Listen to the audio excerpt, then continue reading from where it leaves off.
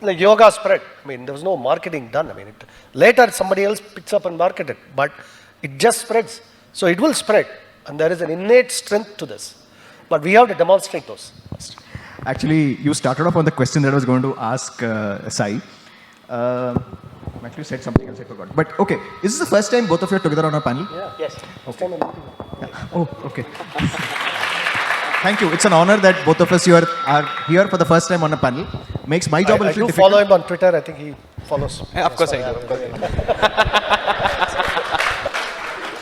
Okay, so interestingly, the question that, the point that Sridhar raised is actually the question I've written to ask you. And I think this is the question that you will enjoy answering. Yoga is Indian, yet yoga became cool when Westerners adopted it. Yeah, I will leave the rest for you to complete.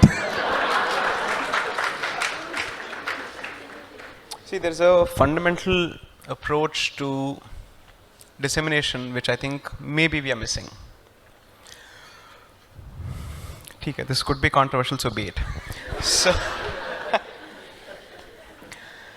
storytelling is inherent to human nature and human society.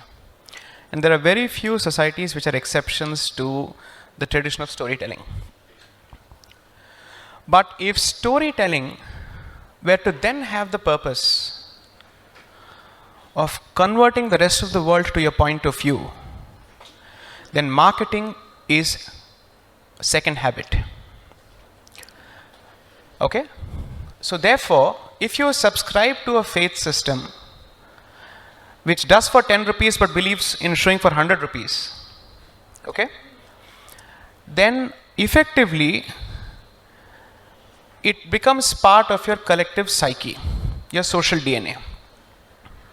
Whereas if you come from a culture which says that even if you do for 1,000 rupees, keep your mouth shut, right? That's why I made the point of underplaying previously. Because you see this as duty and you don't see this as a means of attracting people to a particular fold. You're doing it for its own sake. Today, dharma is forced to compete with those ideologies which are so fundamentally different even in their approach to rights and duties, that you're forced to think of, how do I create a narrative? How do I create an ecosystem? How do I make myself cool? How do I spread the language? How do I spread the message? That's where the problem is. Now, what does this mean? Either the other fellow must have, let's say, the conscience to learn that this is not the way to go about it, or you're forced to Abrahamize to some extent in terms of marketing. It's a very hard decision to make, because you are cutting corners at some level.